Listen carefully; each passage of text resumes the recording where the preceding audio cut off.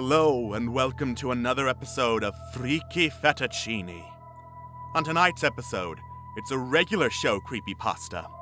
And because it's a TV show Creepypasta, like all of them, it's going to be about a lost episode and pointless violence. Now, I don't watch regular show. I only spent a minute listening to Rigby and Mordecai's voices so I can get a reasonable imitation of what they might sound like if you're drunk and have never heard Mordecai and Rigby. But to be fair, I don't think the author actually watched regular show either. This is... I can fix this. You can't fix this, you fucking moron! Rigby looks up at the camera, his eyes large and watering. Sorry, I was just trying... Smack! Mordecai's fist slams into the side of his face. Rigby drops to the ground, a bloody tooth falling from his mouth.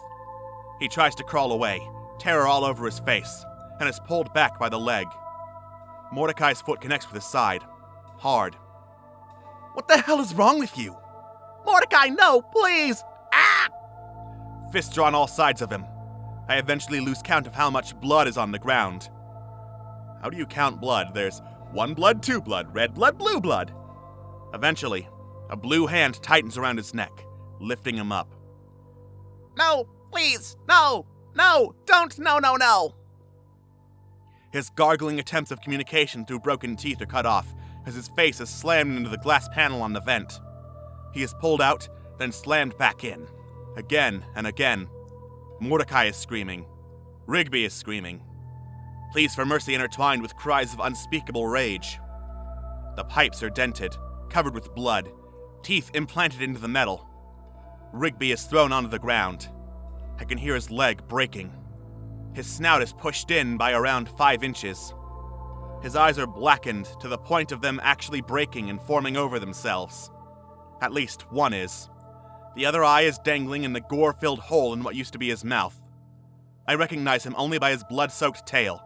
His facial features are so horribly beaten as to be unrecognizable. I recognize Rigby by the fact that there's only 2 characters in that scene and only one of them is a short raccoon. It seems like a long time before anyone speaks. Until then, the only sound was Rigby attempting to wheeze with a throat full of blood. He gradually turns himself over, making horrible noises the entire time.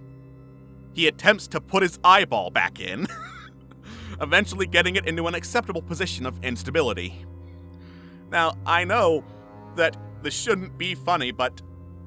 I mean, listen to this. It's just gore for the sake of gore for the sake of gore, and then just blasé, oh, I'm gonna just try and put my eyeball back in, you know.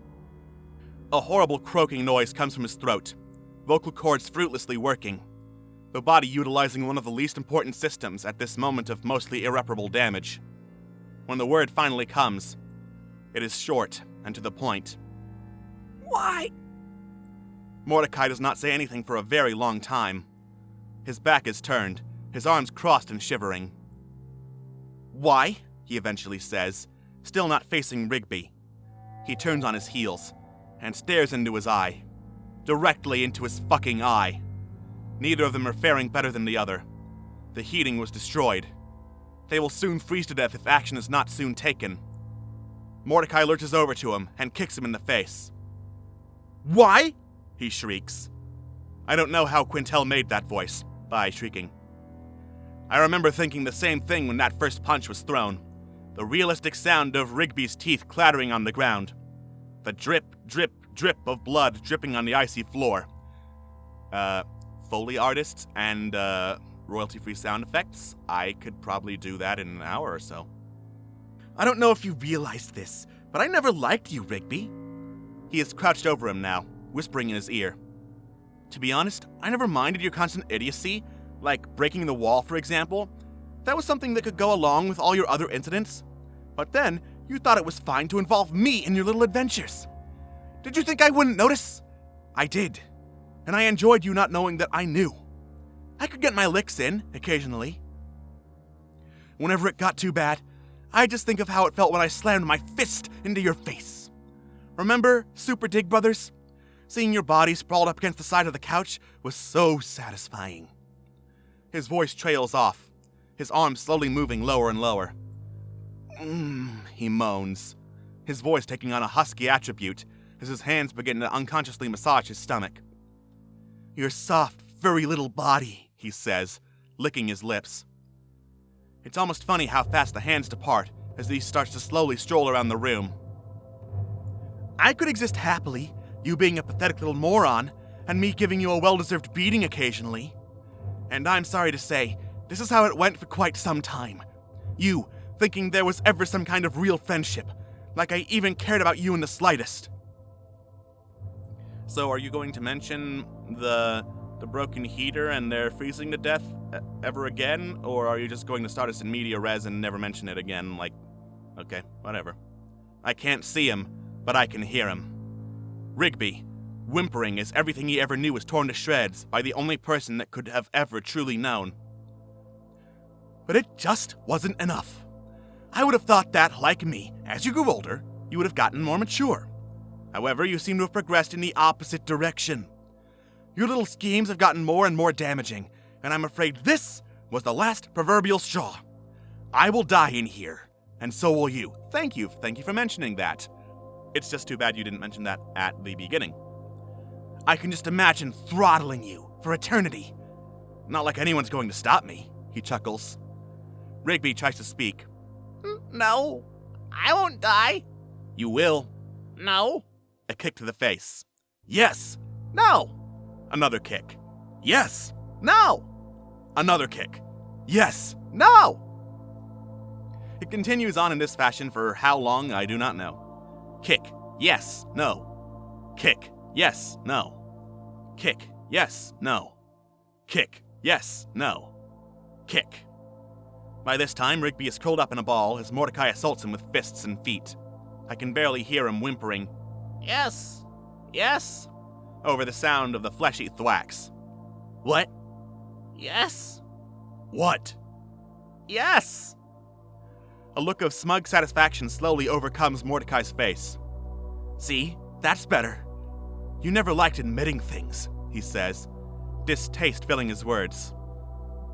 They are both brutally shaking at this point. It won't be long now. You smashing the other panel with that drumstick might have been the best thing you have ever done. I can hear Rigby crying now. See, you know it to be true. You can't hide it, he stammers, as the cold overtakes him. I can see Rigby shaking now too. He gets something out.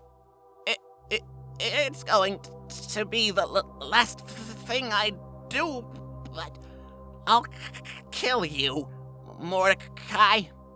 Too late. Mordecai falls to the floor, a smile on his face. So, JG says, smiling, what did you think of the new episode? My mouth doesn't work. It's as if it has forgotten how to function, of course, in this of all times, when I need it most. I eventually find it, and after some stammering, I finally managed to get out. That was incredible. Really? He says, some mild surprise accompanying his face.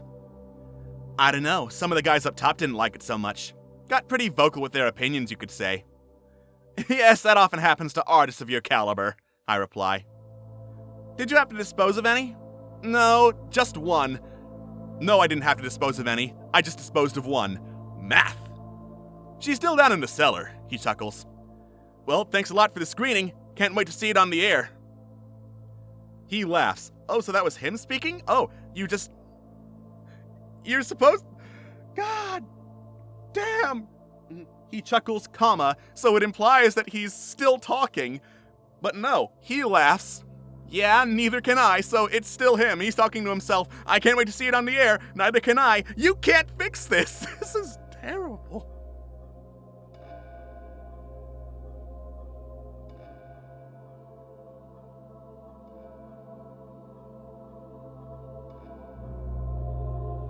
We arrived at the crime scene and we found 27 blood on the ground. We can't fix this, you fucking moron!